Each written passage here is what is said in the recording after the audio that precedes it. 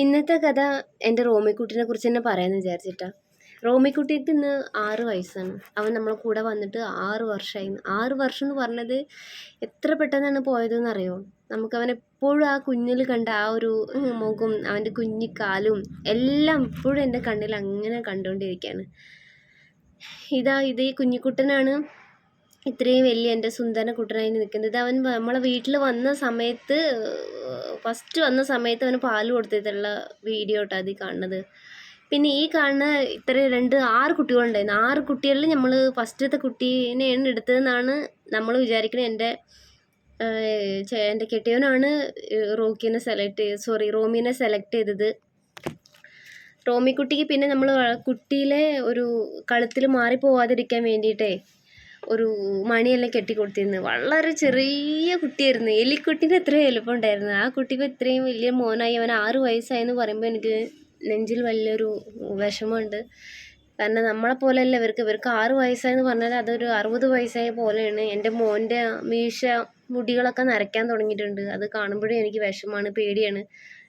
കാരണം നമ്മൾ ഇത്രയും മക്കളെ പോലെ വളർത്തിയിട്ട് ഒരു ദിവസം നമ്മൾ വിളിക്കുന്ന സമയത്ത് ഇവർ എഴുന്നേറ്റില്ല എന്നുണ്ടെങ്കിൽ ആ ഒരു സെക്കൻഡിന്, ആ ഒരു നിമിഷത്തിന് ഞാൻ എങ്ങനെ മറികടന്ന് മുന്നോട്ട് പോകും എന്നുള്ളത് എനിക്ക് അറിഞ്ഞൂടാ. അത് ആലോചിക്കുമ്പോൾ തന്നെ എൻ്റെ കണ്ണൊക്കെ നിറയാണ്. എനിക്ക് വിഷമമാണ് എൻ്റെ മക്കളില്ലാതെ ഇരിക്കുക എന്ന് പറയുന്നത്. അത് ആലോചിക്കുമ്പോൾ തന്നെ അത് വല്ലാത്തൊരു സങ്കടമാണ്.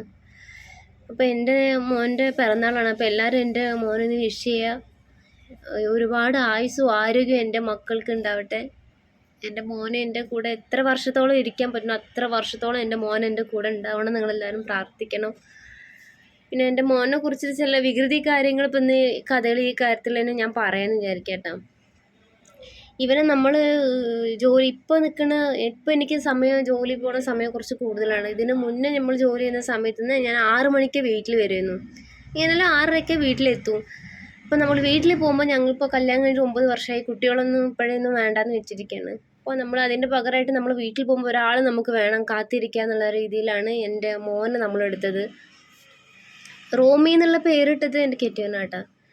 പിന്നെ ഞാനൊരു മുസ്ലിം ആയതുകൊണ്ട്, നമ്മൾ മുസ്ലിം വീട്ടിൽ ജനിച്ച ആയതുകൊണ്ട് പൊതുവെ മലപ്പുറത്ത് ഏരിയകളാണ്. മലപ്പുറം ഏരിയ എന്ന് വെച്ചാൽ ഒരു ഡോഗിനെ നമ്മൾ എടുക്കുക എന്നൊക്കെ പറഞ്ഞു കഴിഞ്ഞാൽ അത് വലിയൊരു കുറ്റം പോലെ കാണുന്നതാണ്.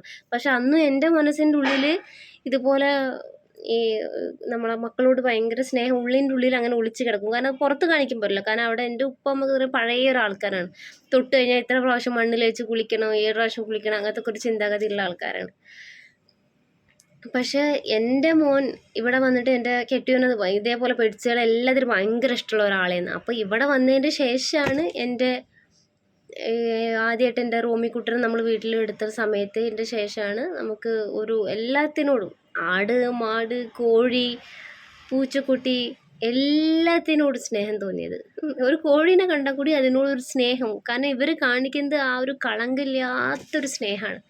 അവരുടെ മൈൻഡിനുള്ളിൽ ഒന്നുമില്ല. എപ്പോൾ നോക്കിയാലും സ്നേഹം മാത്രമുള്ളൊരു ജീവനുകളാണ് ഇവരൊക്കെ. അപ്പോൾ എനിക്കൊക്കെ എല്ലാത്തിനോടും സ്നേഹം. എൻ്റെ ജീവിതത്തിൽ ഏറ്റവും എന്നെ മാറ്റിയതിൽ ഫസ്റ്റ് ആൾ എൻ്റെ റോമിക്കുട്ടനാണ്. അന്ന് ഞാൻ എല്ലായിടത്തും പറയും, എൻ്റെ റോമി എൻ്റെ ജീവിതത്തിൽ വന്നതിൻ്റെ ശേഷമാണ് എനിക്ക് ഇത്രയും എൻ്റെ ജീവിതത്തിൽ കരുണ എന്നുള്ളൊരു ഇത് എൻ്റെ മൈൻഡിൽ വന്നത് തന്നെ.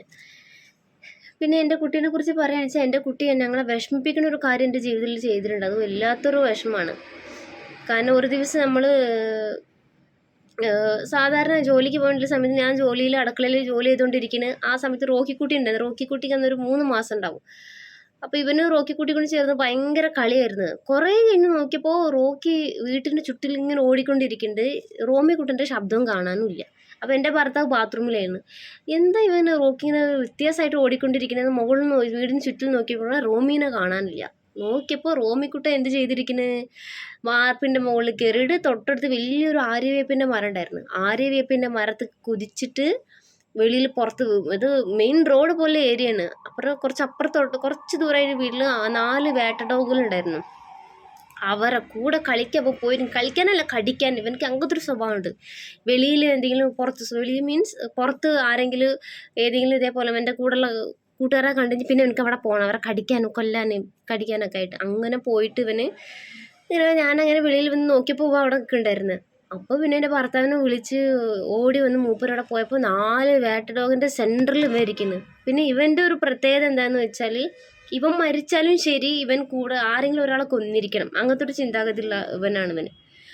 ഇവനെ നോക്കിയപ്പോൾ അങ്ങനെ എൻ്റെ ഭർത്താവ് ഓടിപ്പോയി എടുത്തു വരാൻ പോയപ്പോൾ ഉണ്ടായിരുന്നു ഇവൻ 4 വേട്ട ഡോഗ് സെൻറ്ററിൽ ഇവൻ. അങ്ങനെ അതിനെല്ലാം ആട്ടിയിട്ട് എടുത്തു വന്നപ്പോൾ ഇവൻ്റെ മൂക്കിൽ കൂടെ ചോര വന്നിരിക്കുന്നു, കഴുത്തിൻ്റെ അവിടെ കടിച്ചു വെച്ചിരിക്കുന്നു, മൂലത്തിൻ്റെ അവിടെ എക്സ്ട്രാ ഒരു മുകളിൽ നിന്ന് ചാടിയപ്പോഴേ മറ്റേ മരത്തിൻ്റെ കുച്ചി കയറിയിട്ട് ഒരു ഓട്ട അയക്കുന്നു.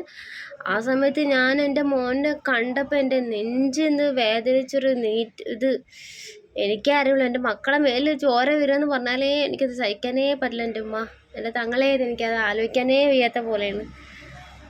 അങ്ങനെ ഉടനെ ഞങ്ങൾ ഡോക്ടറെ വിളിച്ചു. ആ സമയത്തൊന്ന് ഇവിടെ ഒരു പ്രൈവറ്റ് പെറ്റ്സ് ഹോസ്പിറ്റലുണ്ട്, അത് നമുക്ക് അറിഞ്ഞൂടേന്ന്. അങ്ങനെ എപ്പോഴും ഇവരെ നമ്മൾ ഇന്നവരേക്കും ഹോസ്പിറ്റലിൽ കൊണ്ടുപോയിട്ട് ഇഞ്ചക്ഷനൊന്നും കൊടുത്തിട്ടില്ലായിരുന്നു. അപ്പോൾ വീട്ടിലേക്ക് അടിക്കണ ഒരു ഡോക്ടറെ കൂടെ അസിസ്റ്റൻ്റ് ഒരു ചേട്ടനെ നമുക്ക് ഇഞ്ചക്ഷൻ അടിക്കുക. അപ്പോൾ മൂപ്പരോട് പറഞ്ഞപ്പോൾ മൂപ്പര് നമ്മോട് പറഞ്ഞ് അങ്ങോട്ട് മൂപ്പര് ഇരിക്കുന്ന ഇടത്ത് കൊണ്ടുവരാം, കാരണം ഞങ്ങളുടെ അടുത്ത് വരെ ആർക്കും ദൂരമാണ് പറയുമ്പോൾ നമ്മൾ ഇവരെയും കൊണ്ടുപോയിട്ട് ഞാനും എൻ്റെ ഭർത്താവും കൂടി ബൈക്കിലൊന്നും ഇരിക്കുകയേ ചെയ്യില്ല, പക്ഷേ എങ്ങനെയോ അവനെ പിടിച്ച് ഇറുക്കി പിടിച്ച് വെച്ച് കൊണ്ടുപോയി ഇഞ്ചക്ഷൻ അടിച്ച് ഇവനക്ക് മരുന്നെല്ലാം കൊടുത്തപ്പോഴാണ് കുറച്ച് സമാധാനം. പക്ഷെ ഇപ്പോഴും അവൻ്റെ ബാക്ക് സൈഡിൽ ഒരു എക്സ്ട്രാ ഒരു ഓട്ട പോലെ ഇങ്ങനെ കാണും ഇപ്പോഴും. പക്ഷെ അതിന് വേറെ കുഴപ്പങ്ങളൊന്നുമില്ല. അങ്ങനെ പലപ്പെട്ട കുസൃതി വികൃതനം ചെയ്തതിനാണ് എൻ്റെ മോന്. ആ സമയത്ത് ഞാൻ അനുഭവിച്ചൊരു വേദന ഉണ്ടല്ലോ, കാരണം എൻ്റെ മക്കളിങ്ങനെ കിടക്കുന്നത് നമുക്ക് ചിന്തിക്കാൻ കൂടി പറ്റില്ല. എൻ്റെ കുട്ടികളിങ്ങനെ ചോരയിൽ ഒളിച്ച് കിടക്കുന്നതൊക്കെ നമുക്ക് ആലോചിക്കാൻ പറ്റുമോ? മറ്റുള്ളവരെങ്ങനെ കാണും, മറ്റുള്ളവർക്ക് ചിലപ്പോൾ അത് പട്ടിയെന്ന് പറയിക്കണം, പക്ഷെ അത് മക്കളെ കാണുന്നവർക്ക് അതിൻ്റെ കയ്യിൽ മുറിവ് വന്നാൽ കൂടി അതിൻ്റെ വിഷമം ഇപ്പോൾ നമുക്കെല്ലാം അറിയുള്ളൂ. പിന്നെ ഒരു കുരുത്തക്കേട് ചെയ്തതെന്താണെന്ന് വെച്ചാൽ ഇവനെ നമ്മൾ ഞായറാഴ്ച ദിവസം ഇവൻ അന്ന് ഒറ്റയ്ക്കേ ഉള്ളൂ. അപ്പോൾ ഇവനെ നമ്മൾ ആക്കിക്കണ്ട് എൻ്റെ കെട്ടിയവൻ്റെ അനിയത്തിൻ്റെ വീട്ടിൽ വരെ ഒന്ന് പോയി. വീട്ടിൽ പോയി വന്ന് തിരിച്ച് വരുമ്പോൾ ഇവൻ കുടത്തിൽ തലയിട്ട് വെച്ചിട്ടിരിക്കുന്നു. ഞാൻ ചെടികൾക്ക് വെള്ളം ഒഴിക്കാൻ വേണ്ടി ഒരു കുട അവിടെ വെച്ചിരുന്നു. ആ കുടത്തിൻ്റെ ഉള്ളിൽ തലയിട്ട് കണ്ട് അത് എടുക്കാൻ പറ്റാതെ ഞങ്ങളാകെ വിഷമിച്ചിരുന്നു. ഇവനെ വിളിച്ചിട്ട് ആളെ കാണാനില്ല. നമ്മൾ വീട്ടിൻ്റെ ഒരു മൂലയിൽ ഇത് തലയിൽ കുടുങ്ങിയിട്ട് കിടക്കുന്നുണ്ട്. അങ്ങനെ വികൃതിയിട്ട് പിന്നെ നമ്മൾ ഫയർഫോഴ്സിനെ വിളിക്കാൻ എൻ്റെ ചേട്ടന്മാർ ഫയർഫോഴ്സ് ഒന്നും ഇവിടെ വരില്ല, അതിന് പൈസ വയ്ക്കുന്നതിനോട് പിന്നെ ഞങ്ങൾ എന്ത് ചെയ്യാമെന്ന് ആലോചിച്ച്. ആ സമയത്തൊക്കെ ശമ്പളം വളരെ കുറവാണ്. ആലോചിച്ചിരുന്ന് പിന്നെ എൻ്റെ കെട്ടിയവൻ്റെ അനിയത്തിൻ്റെ ഭർത്താവ് വന്ന് അവരിങ്ങനെ ഒരു പ്രത്യേക രീതിയിൽ ഇങ്ങനെ തല കുളിക്കപ്പോൾ തന്നെ അത് ഊരി വന്ന് അങ്ങനെ ഒന്ന് രക്ഷപ്പെട്ട്. പിന്നെ എന്നൊരു വികൃതി ചെയ്തതെന്ന് വെച്ചാൽ അന്ന് ഞങ്ങൾ സിനിമയ്ക്ക് പോയിട്ട് തിരിച്ചു വരുന്ന സമയത്തുണ്ട് ടെറസിൻ്റെ മുകളിൽ കേബിൾ വയറുണ്ടല്ലോ, ഇപ്പോഴല്ലേ ഡിഷൊക്കെ വന്നത്, കേബിളിൻ്റെ വയറിൽ തല കുടുങ്ങിയിട്ട് മൊത്തം കുടുങ്ങി കേബിളിൻ്റെ വയറിനെല്ലാം കടിച്ച് പിച്ചെടുത്ത് തലയിൽ കൂടെ ഒക്കെ 3-4 ചുറ്റി അങ്ങനെയൊക്കെ ഇത് അതൊന്ന് രക്ഷപ്പെടുത്തി.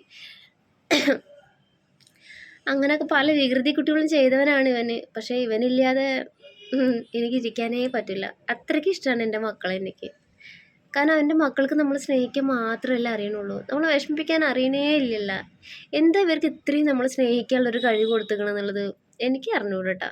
അങ്ങനെ കൊടുത്തുകൊണ്ടായിരിക്കും നമ്മൾ സത്യമായിട്ടുള്ള സ്നേഹത്തെ ഈ ലോകത്തിലുണ്ട് എന്നുള്ളത് നമ്മളെല്ലാവർക്കും മനസ്സിലാക്കാൻ പറ്റിയതെന്നാണ് ഞാൻ വിചാരിക്കുന്നത്.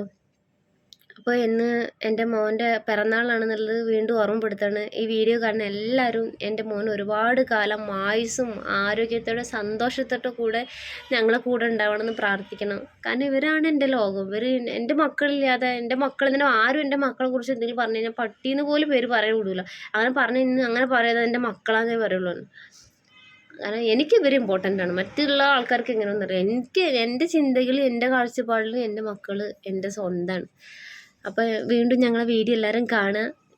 എൻ്റെ റോമിക്കുട്ടനാണ് ഇപ്പോഴുള്ള കുരുപ്പ് കുട്ടിയാണ് എൻ്റെ മോന്. എല്ലാവരും പ്രാർത്ഥിക്കണം.